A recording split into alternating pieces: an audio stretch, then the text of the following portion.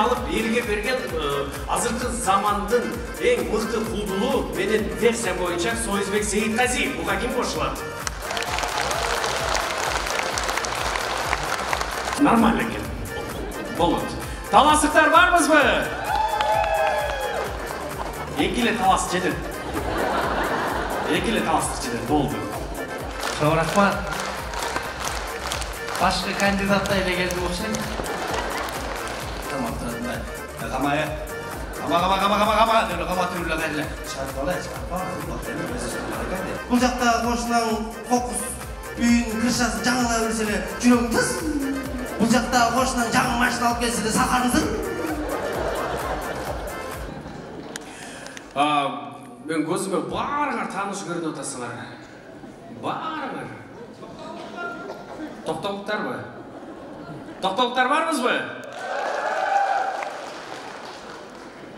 Токтолуктар мындай да, любой концертте мындай. Биякта бирөө, ушундай да. Токтолуктар! Нарындыктар да ушундай да, себелеп койгондой. Нарындыктар барбызбы?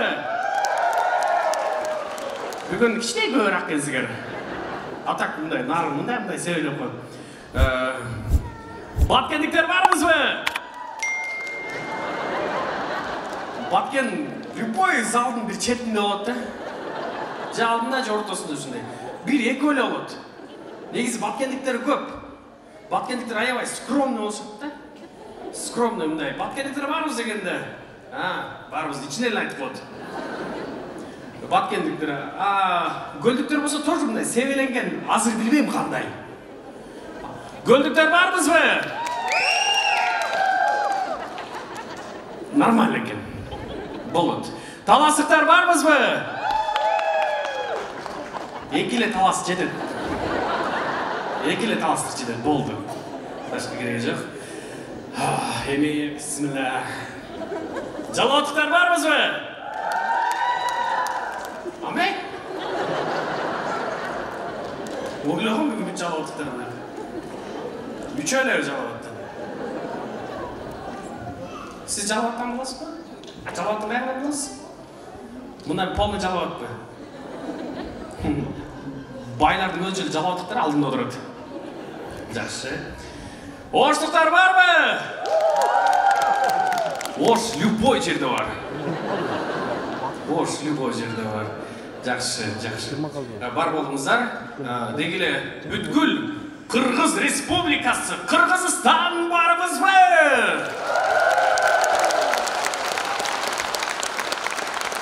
Мен силердин баарыңарды тойдон көргөм. Баарыңарды тойдон көргөм. Таластыктардын тойлору мага абдан жагат, мисалы. Таластыктар тойуна ким барды эле? Таластан куда күткөндөр барбы? Мен айымдан Таластын тою система бузулган. Мисалы кандай?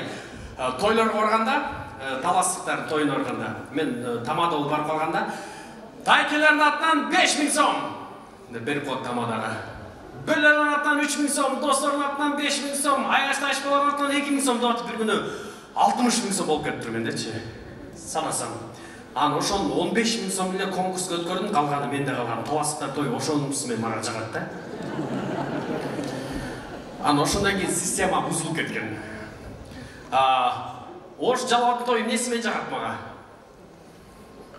Атамдын шорпосун ырдап атканда түштүк тарапта түркүн тамак бар. Ош энседе шорподон остигиле шорпо ичкиле деп ырдап атканда акча кыздар өрүшөт. Кыздар өрүшөт, чөтөгө батпай кетет. Анан кийин бир жолу атам работалыкта сурагам, ата акча тойдон түшкөндө каяктан санаш керек деген, атам туалеттен сана деген. Бир күнү барып туруп санасам, жалаң 50 сом, 100 сом, 20 сом. Бирок өтө баракалуу экен да. Баракасын берди. Токтолуктардын тойлору Талас менен Ошко окшош. Токтолуктарда аяштасынын атынан конкурска ырдап атканда дагы акча кыздар өрүшөт. Ал эми Көлдүктөрдүн тою несимен жагат? Көлдүктөрдүн тою эч ким кыстарбайт. Анан зато шаңды өтөт. Сону колдоп турушат. Эмес болсо дагы бүгүнкү концертибиздин тематикасын күлкү жана той кылалы. Жалаң гана тойлор болсун, ура! Эмесе бардык мынакей биздин Кыргыздын көйгөйү мындай элден алып элге берген азыркы замандын эң мыкты куудулу менин версиям боюнча Союзбек Сейитказиев. Буга ким кошулат? Союзбек Сейитказиев азыркы тапта популярностьты алып келатат. Популярность элге таанылып, азыр мен кече күнү реклама чыгарсам, комментарийлер келатат. Союзбек Сейитказиевдин мага атама, апама билет берип койгулачы, пожалуйста, алып берип койгулачы деп. Союзбек Сейитказиев өзү жаш болгон менен көрүүчүлөрү атамдын замандаштары экен.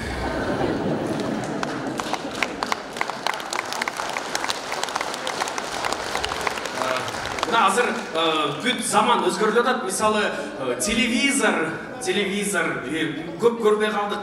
Смартфон, телефондордон көп, интернет аркылуу көп информация алып калдык. Азыр бир кичине бир жаман нерсе кылып койсоң эле болду, интернетке дуң этип кетет. Азыр ошол интернет майданында алып келаткан, көрөрмандарын топтоп келаткан, мынакей бүгүн зал толо келипсиздер. Ошол Союзбек Сейитказиевди колдоп, анда эмесе ушул бүгүнкү концерттин башкы каарманын кантип тосолалы? Мындай кылалы.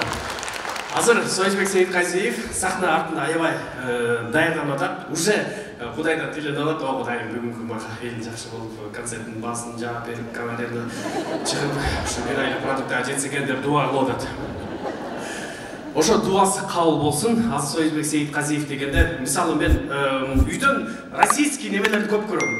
Куудулдарды, американский куудулдар, комиктерди көп көрөм. Алар мисалы алып баруучу ошол концерттин башкы каарманын чакырганда өлө сонун тосолушат да, мындай ордон туруп кол чаап, ошол артист чыгып аябай сүйүнөт да, биз антпейбиз вообще-чи. Колдон келсе.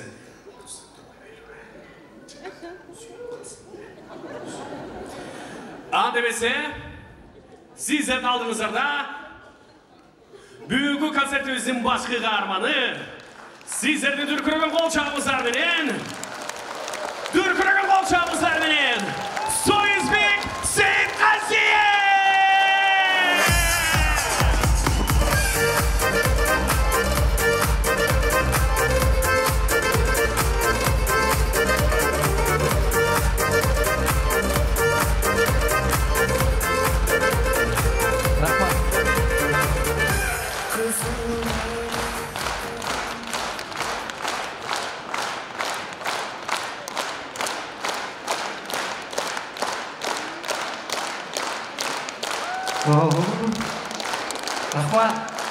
Рахмат.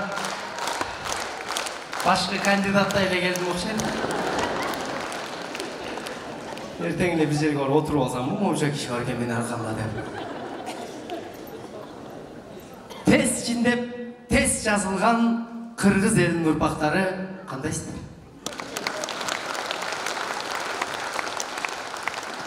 Тез жиндеп дегеним биз мындай аябай тез жиндеп кетип отурабыз. Акыркы учурларда мындай жаз келип, борон чапкын болуп атканда адамдар үшүп шалдыр айткан, биз кайра жиндеп ушундай аябай жиндеп кетип атабыз. Кыргыз элинин мүнөзү ушундай экен. Жиниң келип атканда эле, кыргыз жиндеп кеткенде эле алдынан чыкпай койсоң эле кутулат экенсиң. Кыргыздын жини тарап кеткенден кийин кайра алдынан мынтип өтсөң дагы чыкпайт экен. Жана эле мындай карап, өткөндө жолукканда өлмөксүң деп коет. Себеби жини тарап кеткен. Кыргыз дегенде биз эмнени элестетебиз?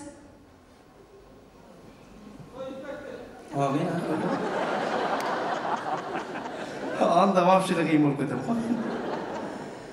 Кыргыз дегенде көбүнчө манас атаны элестетебиз, а? Кыргыз жиндеп, акыркы вариант алганда манас ата деп бакырып алгандан кийин аны токтото албайсың. Манас атабыздын фамилиясы ким өзү? Фамилиясы, а? Жакыповпу, кандай болот? Мен ошентип болсун деген Стакеевдин досуна сурап калдым. Боке, Маназатовдун фамилиясы ким десем, эмгиче билбейсиң деп уят да жаттап албайсың.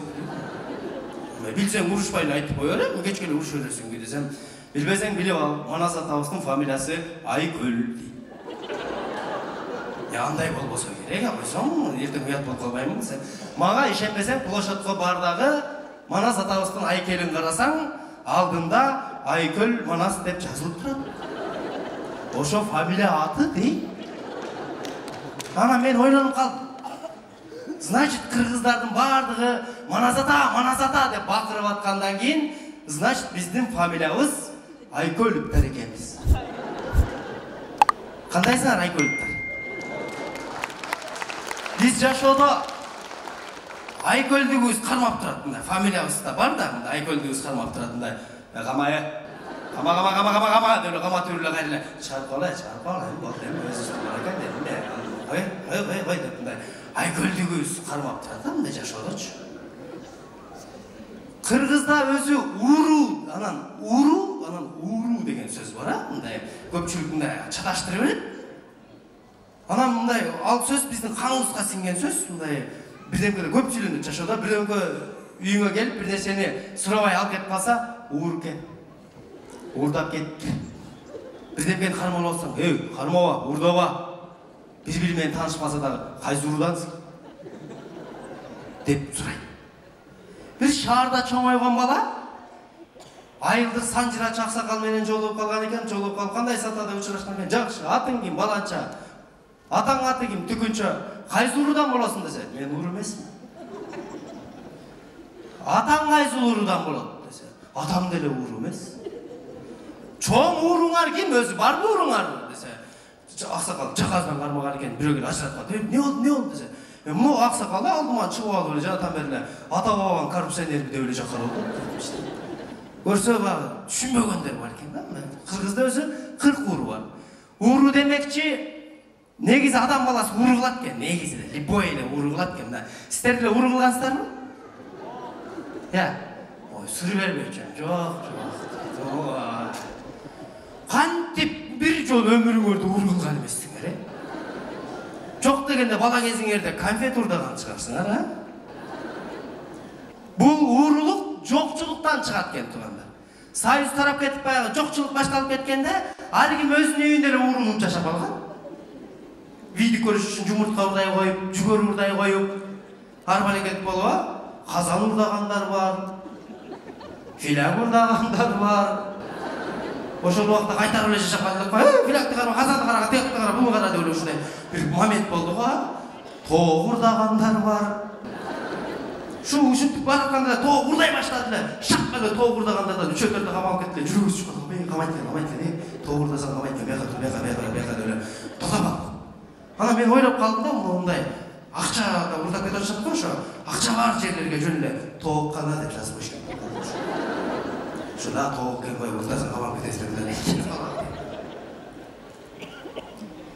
Биз өзү бир оригиналдуу элбиз, мындай бир башкачабыз да, мындай.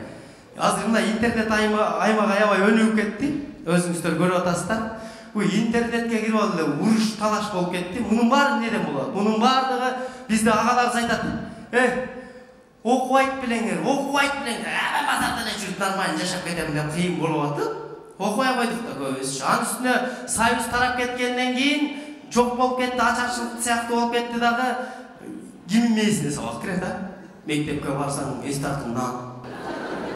Үйдөн аны койбосо кийин отурасың, сабак тамга деле жаттабайсың. Эжекең деле эс тартып эле балдар чыккан кайтпаган. Ошол убактагы иштеген эжекелерге чынында компенсация төлөп бериш керек экен. Баласын дагы ойлоп, ошол элди да ойлоп, бизге тамга таанып койгон эжекелердин урматына бир кол чалабыз.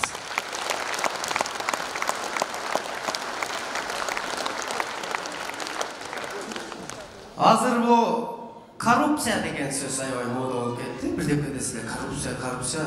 Мен ушу сиздерден чогуу эле сүйлөшүп сурап алгам да. Коррупция деген бул кылмышпы же мамилеби? Мындай карасаң мамиле болуп аткандай эле болот да, мындай алыш бериш болуп аткандай болот. Бир балдар кылмыш экен деп эле кайрылып бир-бирге болот. Мен эми чоң нерселерди билбейм. Эми мугалимдер жөнүндө айтайын. mugallimler alат eкен, мектепте да коррупция бар экен дейт да. А мен бала кезимде укчумун. Кийин мен баламды окуткандан кийин мектепке бардым, mugallimlerди мындай карасам нормально эле, эч кимде эле сурабайт экен. Ал өзүнүн эле сабагын берип нарбыр кылат. Чогулушка барып калдым, ата-энелердин чогулушунда отуруп, анан mugallim айтчысын айтып кетип калды. Анан ата-энелер өздөрү келе, чогулуп, бас. Эртең mugallimler күнү келет, канчадан беребиз я? 100 берип койсок болобу десең, наркы класс 200 берип турган, биздер 200 бербейлиби деп эле. Шектен эле mugallim сурайлы, биз көтөрүп атабыз бияктан элечи. Анан чогултуп, конвертке салып, жаштакка кылып апарып беребиз. Mugallim түшүнбөйт, бул эмне десе? Чын жүрөк. Көрүп атпайбы, силердин айлаңар деп орумуш болуп берип, анан эшикке чыгарганда айтат экенбиз. Алат. Алат албаса окутпай койбойбу булар дейт. Врачтарда да кайта ошо түшекте ушундай болот экен депчи. Залда врачтар барбы? Бирок унчукпайсыздар, бар экенин билем, бирок унчукпайсыздар. Пока кое туралы не дей берет деген. Биз врачка баратканда эле биз өзү бер жактан өзүбүз баштайбыз ушу жана коррупция сыяктуу нерселерди чындай тааныш издей беле өзүнчө эле мынтип базы беле. Эме тааныш врачың жок беле? Бар. 1000 сом берип койсоң болобу? 1000 сом эмнеге жетмөйт? 2000 берип койсоң өзүңдүн аязың дейт. Врач билбейт, ал иште жүрөт. Биз бер жактан эле топтоп алып барабыз. Анализди тапшырып, наркотикти чыгарып, анан кетип врачтын жанына келет эле. Шактык моюн салып беребиз. Врач өздөрү түшүнбөйт. Мен жок дейт. Дагы ушундай экзамен. Атыш. Чын жүрөт да. Эч кимге айтпайм. Нормально. Эгерде врач албай, кайра колуна акчасын берип койсо, биздикилер настроениясы түшпөт экен. Чото врач акча албай койду. Анализдерин неточек кылган окшойт деп эле шугайна кармайт.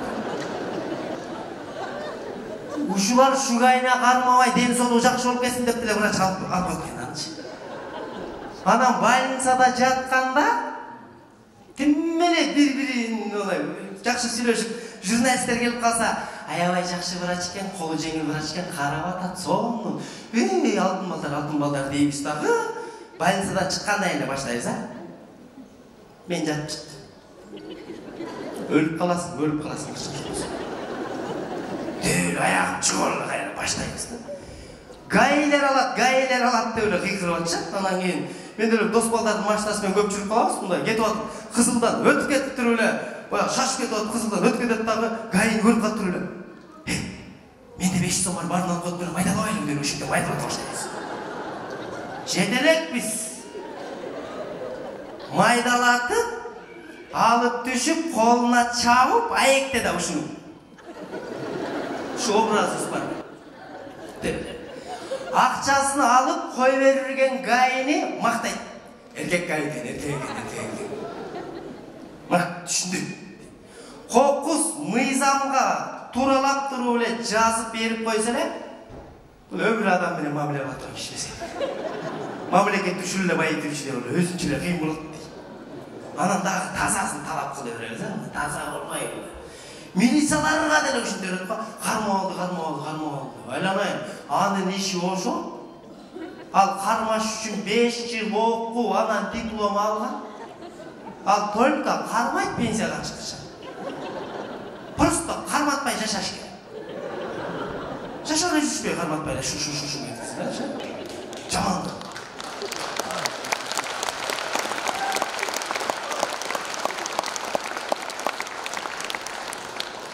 Анан бай көрсөк эле жинибиз келип калды, биздин байкадыңыздарбы? Кокус бир мындай жип менен бир өтүп кетсе, эмне эле келсе. А биздин оюбуз боюнча жип айдаган кишилер айнегин чүрүп алып эле, кандайсың деп жүрүш керек. Анын өзүнүн иши бар, кете. Салымбек чирип кетти деп жүрөйүн болчу. Салымбеков чирип кеткени менен зато Дордой деген базар ачып койду эле, ичинен канча оңой чирип кетти.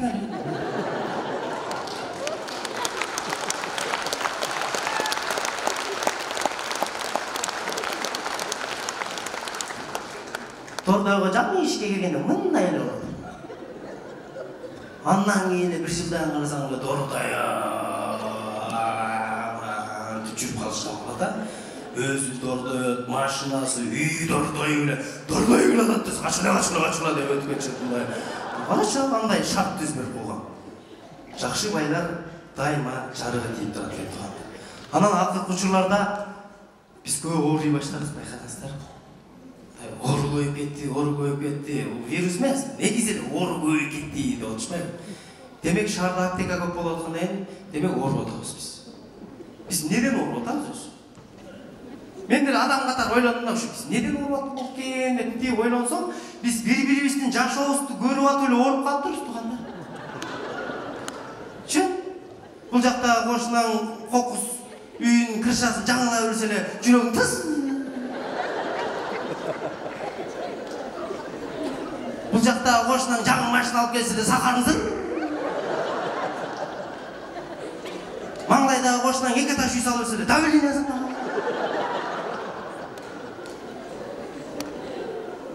Алар деле байып жыргаган жок, алар деле багы корунуп эле бул жагын тосуп, тиги жагын тосуп, үстүн полный участогун жаап алат. Алар деле ооруйт. Күн көрбөгөн адам деле ооруйт. Анан үйгө келиптир деле переживать этип жүргөн жүрөсүң, анан дагы чыгып алып бүт сүйлөп калышат да. Уур алыстан келмек беле. Билгенине иш урдайт да. Кошуналар деле го дейм я, деп эле ушундай. Ар бир кошунасын жаман. Ал уурдалап турганын өздөрү билгизип атат. Жөн эле бар тетип, темирлерди коюп, терезелерин бар тетип, папути кетип аткан деле уу.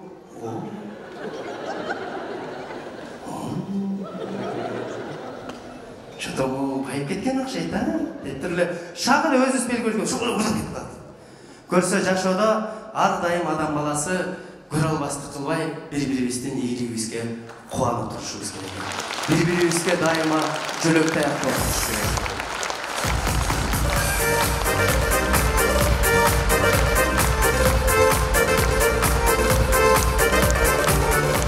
Рахмат. Демек, сиздер менин ийгилигиме кубанып, кол чабып аткан болсоңуздар, Кудай буйруса, сиздерде дагы сөзсүз ийгилик жаралат. Ийгиликтүү болуп эле жүрөлүчү.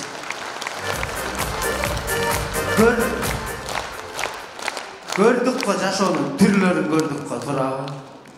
Мына былтыркы жылыбыз эмне болуп өтүп кеткенин билбей калдык. Жаста чаалып эле унталашып кетип базарларда шолуп эле. Анан эле жайында эле аптекада эле кырылышып дагы талашпак. Анан эле күздө эле площадька батпай эле кирешип талашпак. Эми мындан ар жагына Кудай буйруса ынтымак гана талашып жашай берели.